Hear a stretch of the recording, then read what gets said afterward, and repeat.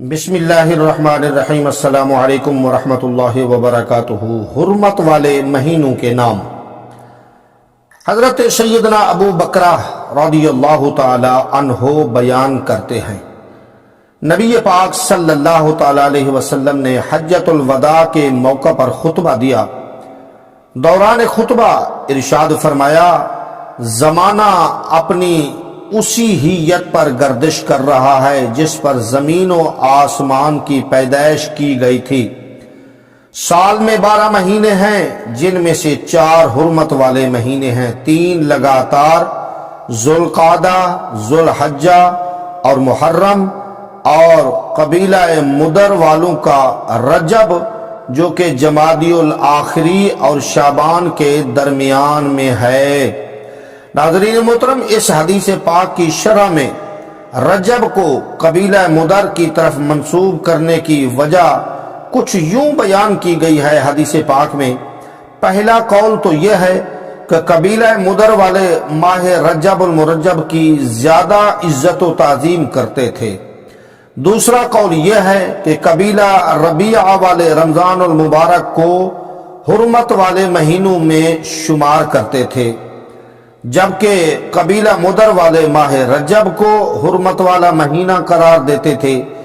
اس لیے نبی پاک صلی اللہ تعالی علیہ وسلم نے اسے قبیلہ مدر والوں کا رجب نام دیا، اور مدر والوں کی تعیین یا ان کو معین کی درستی اپنے فرمان مبارک جو کہ جمادی الاخری اور شعبان کے بیچ میں ہے، اس سے ظاہر فرما دی کہ رجب ہی ان 4 حرمت والے مہینوں میں سے حرمت والا مہینہ ہے۔ رمضان بھی بڑی عزت و حرمت والا مہینہ، باقی بھی سارے عزت و حرمت والے مہینے ہیں، لیکن یہ مہینوں کو اللہ نے قرآن مجید میں اور نبی پاک صلی اللہ تعالی علیہ وسلم نے ان 4 مہینوں کو بہت زیادہ عزت و حرمت دی ہے۔ ناظرین محترم، حرمت والے مہینوں کے بارے میں جو آیات مبارکہ ذکر کی گئی ہے، یعنی ان عدت الشہور عند اللہ 12 شہر، یہ پوری آیات جو پچھلی ویڈیو میں ہم عرض کر چکے ہیں، اس میں آپ اس کی تفسیر اور ترجمہ دیکھ سکتے ہیں۔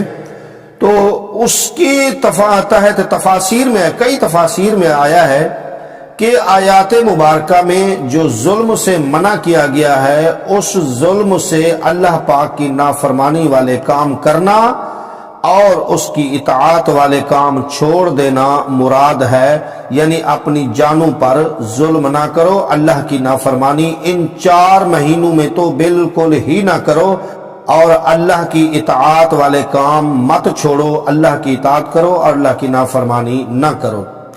حضرت سیدنا ابن عباس رضی اللہ تعالی عنہ فرماتے ہیں کہ اللہ پاک نے ان 12 مہینوں میں سے 4 مہینوں کو خصوصیت عطا فرمائی ہے اور ان کی حرمت کو عظمت بخشی، اور ان مہینوں میں گناہ کو گناہ عظیم قرار دیا ہے۔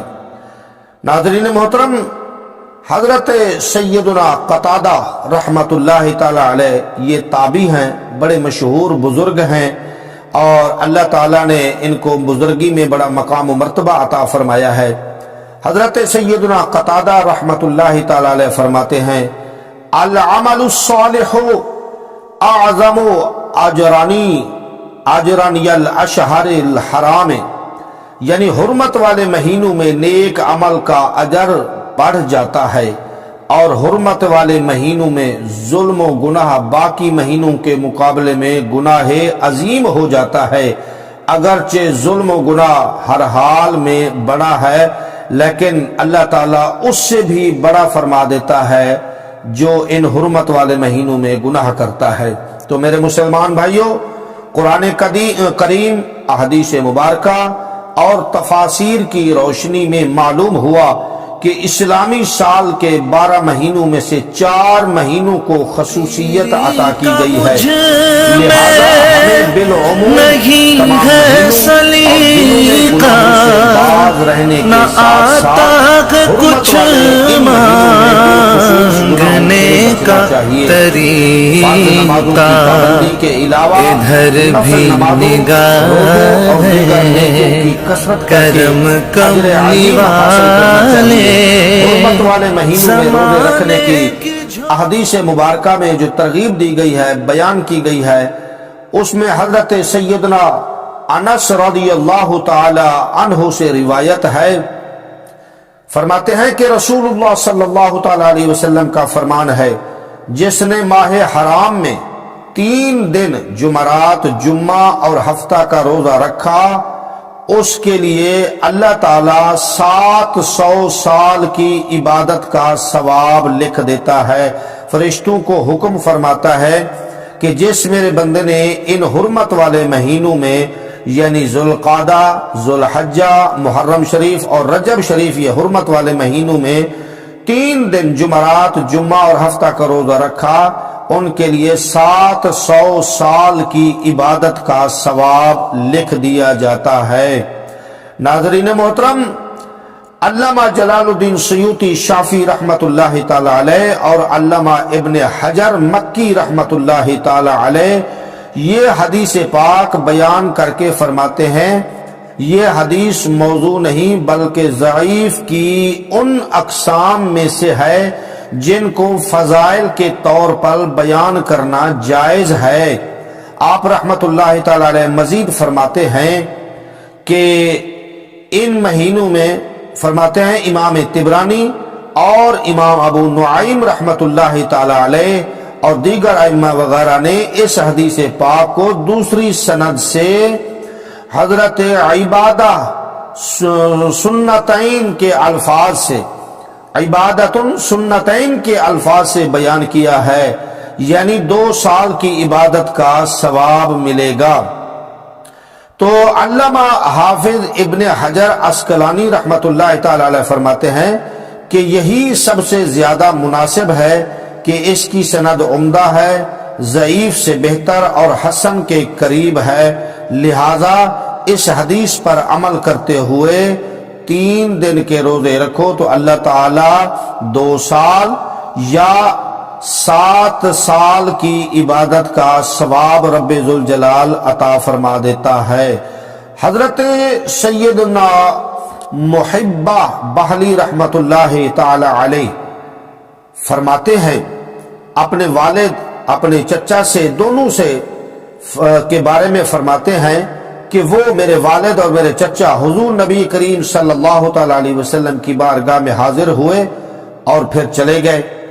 1 سال بعد جب دوبارہ حضور نبی کریم صلی اللہ تعالی علیہ وسلم کی خدمت میں حاضر ہوئے تو ان پر کمزوری کے اثرات تھے۔